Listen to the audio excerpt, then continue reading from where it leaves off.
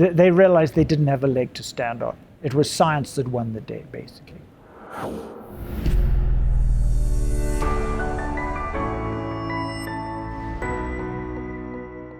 I was accused of spreading misinformation for simply being a witness to what I saw in my own patients. The college brought charges against me for allegedly spreading misinformation, for going public on what the shots did to my own patients. And they considered that to be misinformation. And so by the grace of God, they dropped all of the charges shortly before the trial. I had recruited a fantastic lawyer called Lee Turner from Kelowna, British Columbia, and we had got the help of 8 world experts that were going to deal with each one of the accusations against me. And so I'd expressed concern about myocarditis and fertility issues in women because of the spikes in the ovaries, and the number of vaccine deaths and risk to children, and using ivermectin as an alternative to the vaccines to keep people safe from COVID, all these things.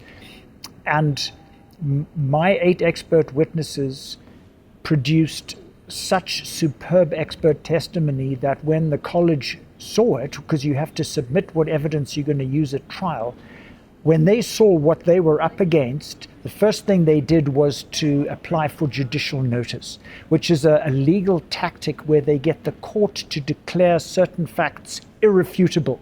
So they wanted the court to declare that the shots were safe and effective because they were approved by Health Canada, and that was irrefutable because Health Canada had approved it. And so if they had granted them judicial notice, none of the expert testimonies and we had almost 1,000 pages of top-notch scientific evidence from these 8 people, none of that would have been able to have been presented in court. And they didn't succeed in getting judicial notice, so they just dropped everything. So it was weight of evidence, really. It was weight of evidence that they didn't want. They realized they didn't have a leg to stand on. It was science that won the day, basically. And the only reason that they have given me for why they dropped the charges is that they said that this process has already fulfilled its purpose as acting as a deterrent to every other doctor out there who might wish to spread misinformation. This is the Canada that we live in. Since then, legislation has been brought in BC under Bill 36, now called the Health Practitioners and Occupations Act, that any doctor who is guilty of misinformation gets a $200,000 fine plus 6 months in jail.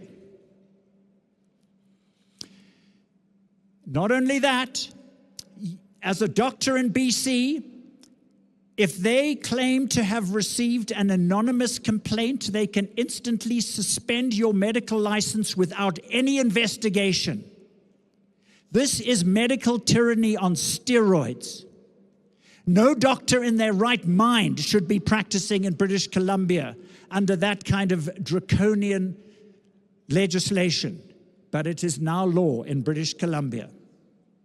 Conferences like this are important because people need to be inspired and encouraged. There's so many despondent people who can see our freedoms being steadily eroded by layer upon layer of just legislation that the government continuously, they never seem to ever take away a law. They just add more and more layers of restrictions upon us.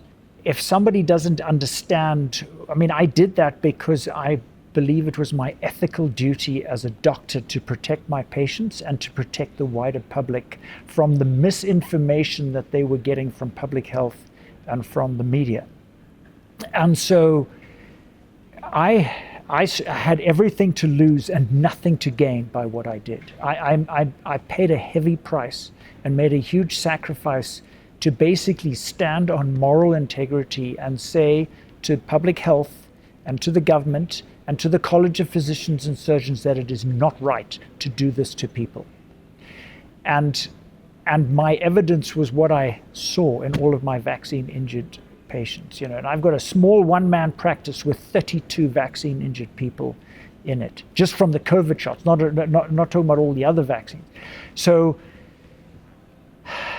So I'm simply a witness of what I've seen and heard.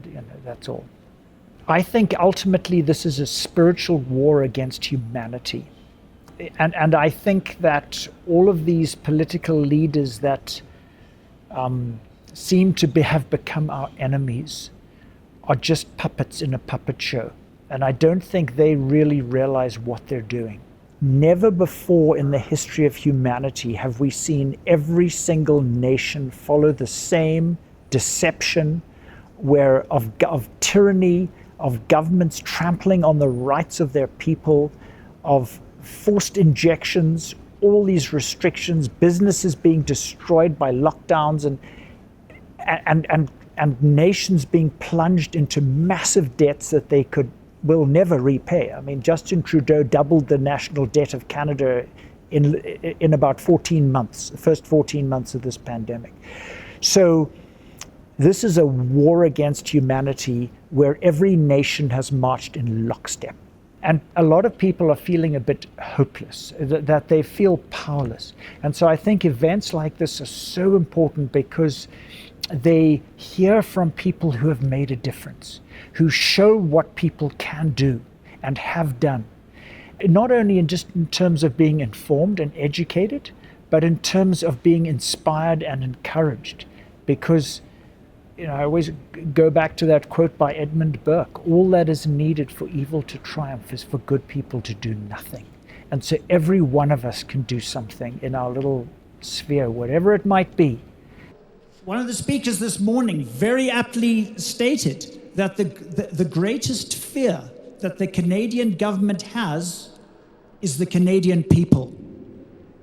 And every one of us has the power to say no, and there comes a time when we have to refuse to comply. I was given a gag order very early on when I expressed concerns about the safety of the COVID vaccines. I was given a gag order by the medical authorities that I worked under, telling me that I was not allowed as a doctor to say anything negative about the COVID vaccines. And I refused to comply with that, because I would be failing my patients and the people of Canada if I complied with that gag order.